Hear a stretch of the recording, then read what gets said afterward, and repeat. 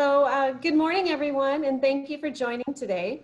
I'm Marcy Utakis with Ryder Levitt Bucknell, and I serve as the chair of the AED Membership Committee. And with me is our co-chair, Lisa Folsom of Sunland Asphalt. Good morning, Lisa.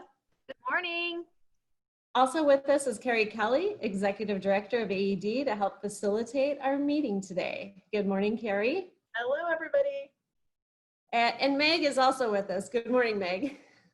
Good morning, everyone. So welcome all to our first installment of AED's Member InFocus virtual series, where we conduct fun and informative interviews with Arizona's leading practitioners in the field of economic development. Hey, Lisa, why don't you cover the format for today's meeting? Okay, so to cover the format for today's InFocus meeting, we have enabled your video so that we can all connect virtually by video. But to ensure that the quality of our audio, we're asking that all attendees place themselves on mute, and if time permits at the end, we will be taking additional questions posted to the chat box, or we can unmute at that time to ask additional questions. And we will be keeping to our 30-minute time frame to get you all out on time today. Lisa and I will be your host today, and now it's my privilege to introduce one of Arizona's foremost economic developers, Wendy Bridges from the city of Avondale. Good morning, Wendy, and welcome. Good morning. It's so good to see everyone. I was afraid nobody would come. Well, Wendy, why don't you tell us about your current role with the city of Avondale? Well, I am a business development manager for the city of Avondale. I'm actually new to this role. I came on board here in Avondale just a few months ago in March. And in that time, you know, the world has changed dramatically. I don't know if anyone's noticed, but it looks like I think everyone is probably working from home except for maybe Carrie. So, okay, why don't you tell us, well, let's start with some about you questions to help everyone get to know you better. Lisa, why don't you take it away? Okay, so Wendy, are you an Arizona native? And if not, how did you land here? So I kind of think of myself as an Arizona native, but I am originally from Chicago, but we moved, oh, I saw Jeff. Are you from Chicago too? Okay, so we've got another one from Chicago. I'm a South Side girl, but so I root for the White Sox. So I hope that's okay with everybody.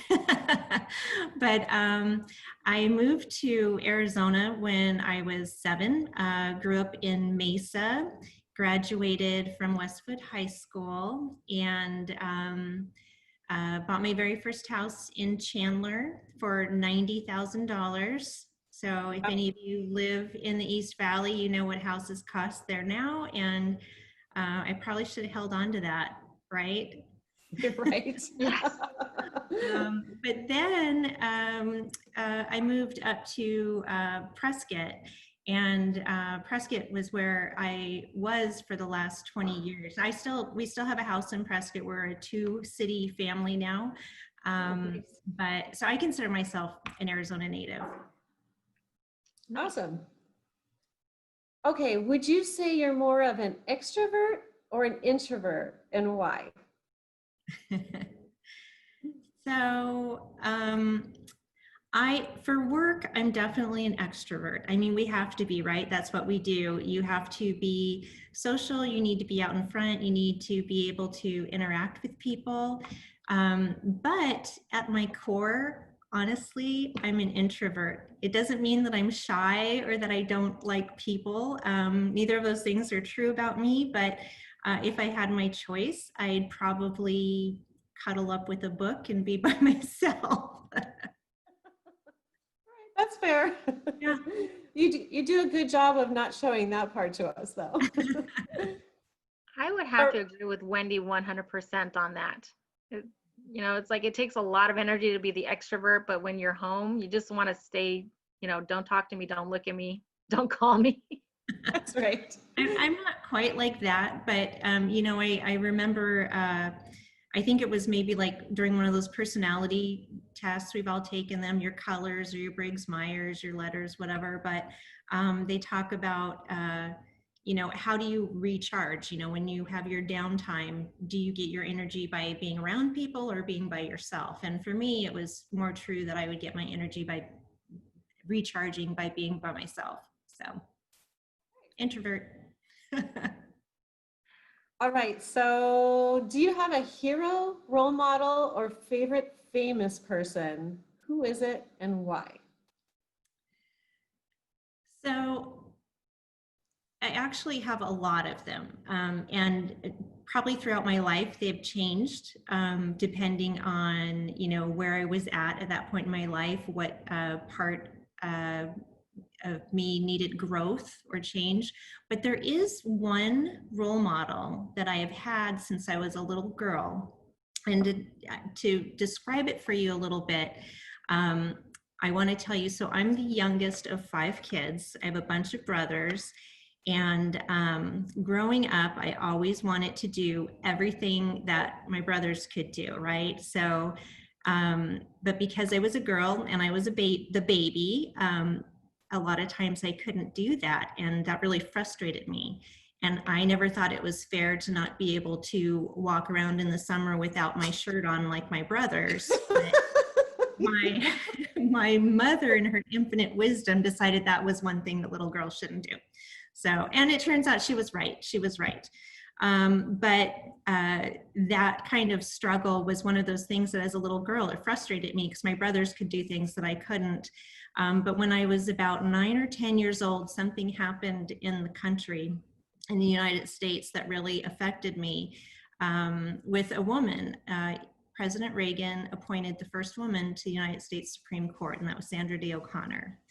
And being in 4th grade, we learned about that, and I was just so blown away by her story. I loved that she grew up in Arizona. She grew up on a ranch, and she was just someone that I could identify with.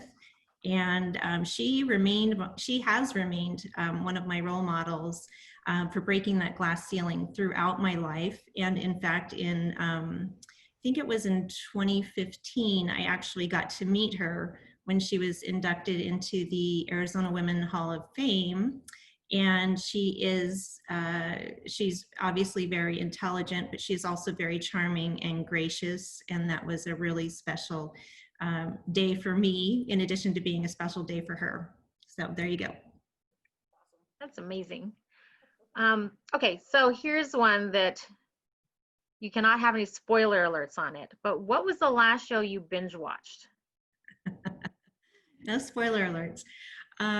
So probably like everybody with COVID, I've watched a lot more TV than I should admit to, right?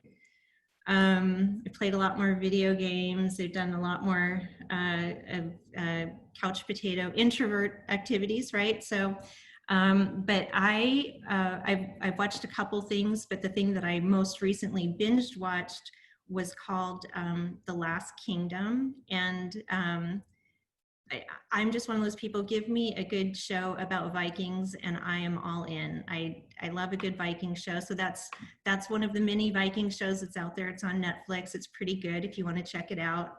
Oh, Carrie says that she loved that show, so she's watched it. Another good one, and I won't spoil it, but I mean, history kind of, I guess, tells you what happened with the Vikings. But another really good one, if you haven't seen it yet, is Ozark on Netflix. I also like that one. Some people are nodding and see that. Yeah. Yes. Very interesting. Binge watch, yes, Ozark. All right, so you had mentioned something that you're playing video games during your quarantine. I find that very interesting. So tell us something interesting about yourself that most of us don't know. Okay, well, probably most of you don't know that I will tell you what my very first real job is. What was my very first real job was. I mean, I have worked pretty much since I was 8 or 9 years old, doing different things, but my first real job, real paycheck, actually got benefits, was working at the Madison Street Jail in downtown Phoenix when I was 18.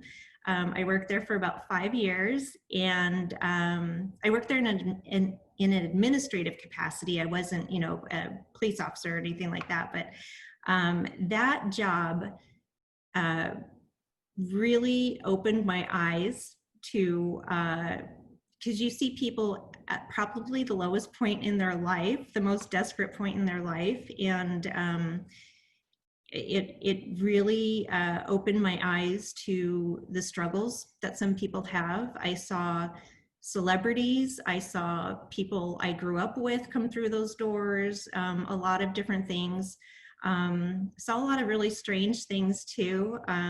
It's true what they say that the strange people come out when it's a full moon. That was always when the jail is busiest and the most interesting stories. But that was my first real job.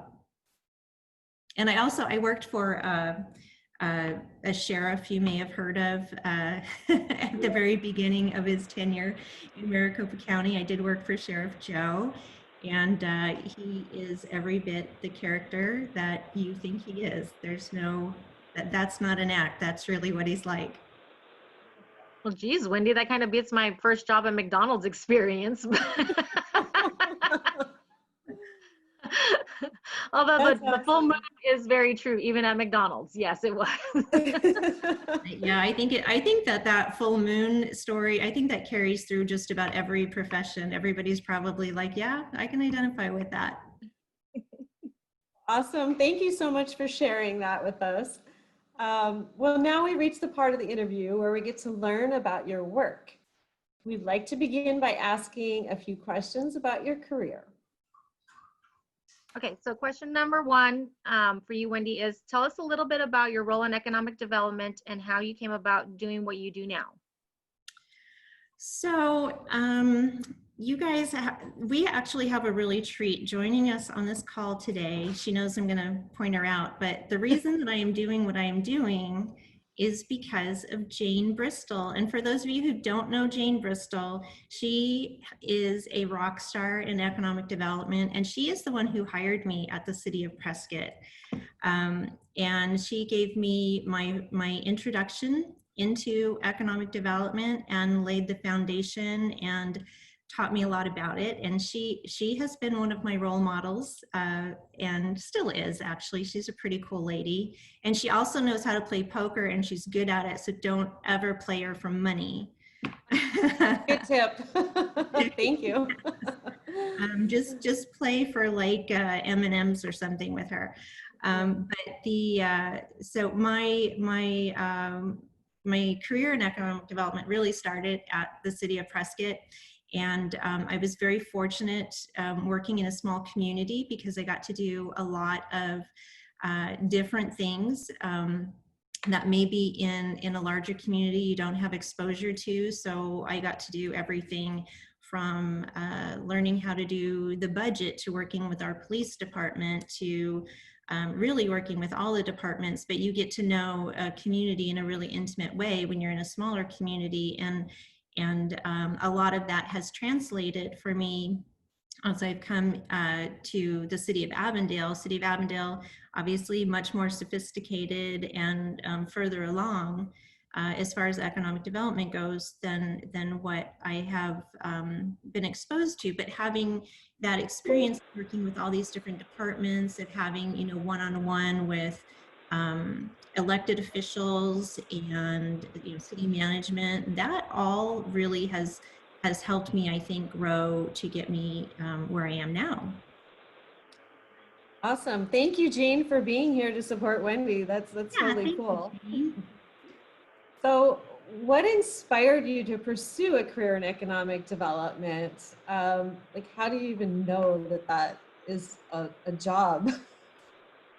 Well, I didn't actually. Okay. So I don't know if there's ever been a survey done, but for me, going into economic development wasn't really intentional. It was kind of accidental, and it turned out that I was good at it. So it worked out well for me.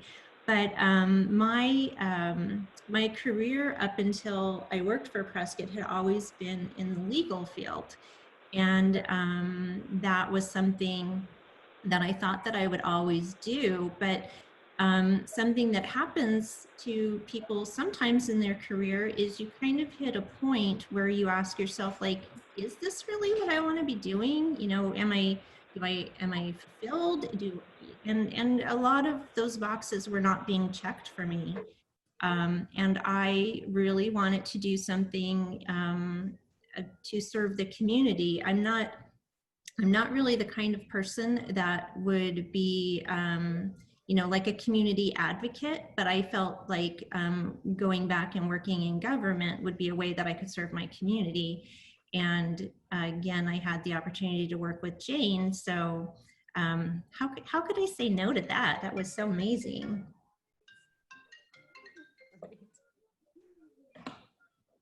So follow-up question on that then would be, what motivates you to do the work that you do? So what gets you out of bed in the morning? Well, there's a lot of things. You know, like a lot of people that do what we do, economic development, just development in general. You know, I see some of our providers are on this call, and I think you have to have a certain degree of competitiveness in your personality, and I definitely have that. My husband won't even play, we can't even play games in our house because he says I'm too competitive. And I tell him, well, I play to win. So, but so being competitive is part of it. I mean, that is definitely a motivational factor for me, but really at the end of the day, what I was talking earlier about, you know, not about feeling, you know, kind of reflecting on what it is that you're doing and feeling good about what you're doing. What has been important for me is being a part of the development of the community that I serve and the development of the community that I raise my family in.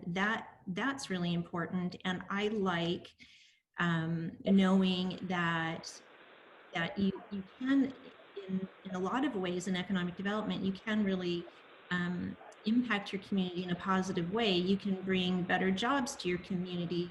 You can increase opportunities for businesses to grow and develop in your community. And in Prescott in particular, we really worked on developing the tourism product. And so that enhanced the community by way of allowing for more money to be invested in assets that were there for tourists, but also for our community. For example, you know, they built many miles of trails to hike on with tourism funds. I mean, there's just a lot of ways that the work that we do really, it has a direct impact on our communities, and that is a huge motivator for me. Awesome. So, what's your favorite thing about your career or that you get to do in your role? There's so much. You know, what I like best is that every day is different. When I was younger, my mom told me that I was going to be an accountant and signed me up for accounting classes in college. And that just didn't stick. I'm not the kind of person who does great being at the same desk doing the same work every day, day in and day out. I love the variety in this field. No 2 days really look the same. No two projects are really ever the same. And there's always new and different people that you meet, you know, in the course of what you do. So that to me is probably the best part of the job. I think that's what brings a lot of us here together in the industry and these jobs, right? Yep. I think so. So what would be the best advice that you can give someone who just started an economic development career? Oh, that's a hard question. There's so much really great advice. A lot of it, I would probably be recycling from some of the great advice that I've received. Okay. It Just obviously worked. Well, just recently, I just got a new piece of advice just recently from our president, Mignon. And I'm not going to word it the right way that she said it, but she said, every now and then you have to do something a little bit scary. Am I saying that right, Mignon? So that is, for me, I interpreted that to mean that, you know, status quo, you're only going to get so far with the status quo. And it's really a good, not metaphor, but it's something that I actually did when I took this job here in Avondale. You know, I was comfortable and happy in Prescott, but I was comfortable and happy. And so taking a new job in Avondale was scary. I was going to be leaving my comfort zone and trying something new, but the potential for personal growth and development and great new opportunities was really great. So I said, I will be scared. And, you know, it's early. Being comfortable with being uncomfortable, that's what it was.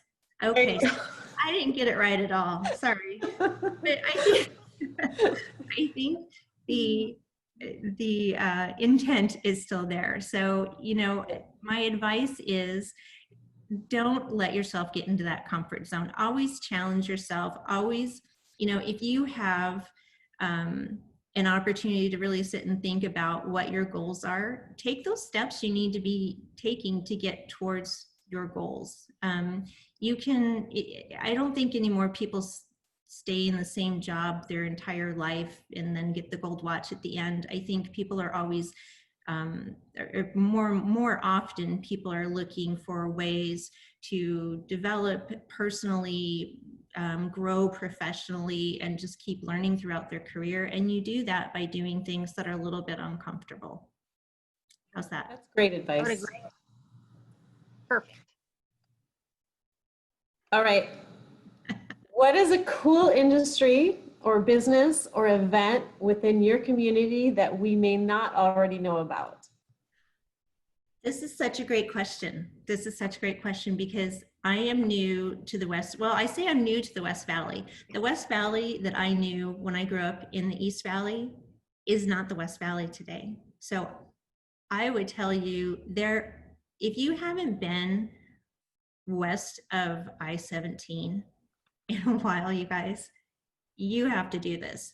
So Avondale in particular has so many jewels to it. The thing that it probably stands out to me when I first came down here, historic Avondale. I never knew that there was a historic Avondale, and I was embarrassed of that fact because I've been in Arizona so long and I should have known.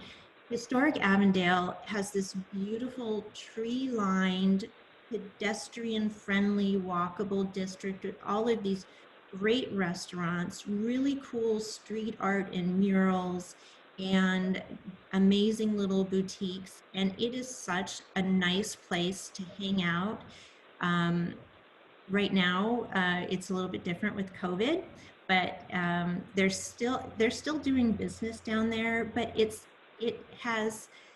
the original home site for the city, and it has just great art sculptures. I mentioned the murals, but art sculptures, and it really is one of those places that you can go to and you get a sense of what the community was probably like, you know, 40, 50 years. I would say it's like a mid-century. It's like going back to the 1950s a little bit. It's not quite the wild, wild west that I knew so well in Prescott, but it's definitely a time capsule, but it's so funky and cool. I just love it. So if you guys haven't checked it out, you should definitely check it out. And there's a bakery down there, an authentic Mexican bakery that has some of the best empanadas I've ever had in my life.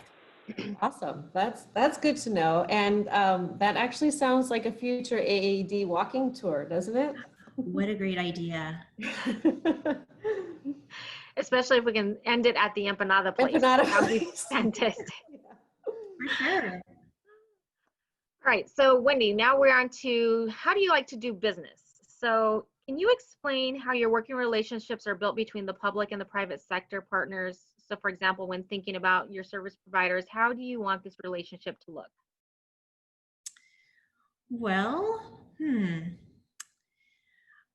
you know, we are fortunate with AAED actually to be kind of the matchmaker between our service providers and practitioners. I think networking event, I mean, that's how I've gotten to know a lot of the service providers in the state. That's how I've met, you know, our friends at SRP like Carla, and at APS, and you know, that's how I met Rick Ireland, right? So a lot of our service providers, we can meet them through AAED, and I think that's actually kind of a nice way to get to know them, because you're meeting them kind of not when the project is happening, but you're learning what they do, what their capabilities are, how you can work with them. And AAD also, through our conferences and events, you can learn about projects that they've worked on and see if something like that makes sense for your community, or maybe there's a way you can apply it in your community. I really like getting to know them that way, and knowing that you can build up that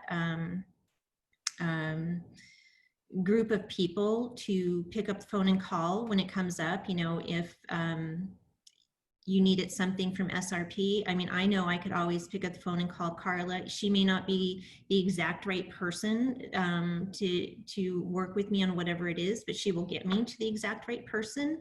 And the same for, you know, same goes, I think, for all of our other service providers in the organization. Does that answer the question? I think that answers the question just fine. We're kind of coming close to the end. So I think, Lisa, you have a final question for Wendy? Yes. So final question would be, what are your top 3 favorite AAD events and why? Well, this one.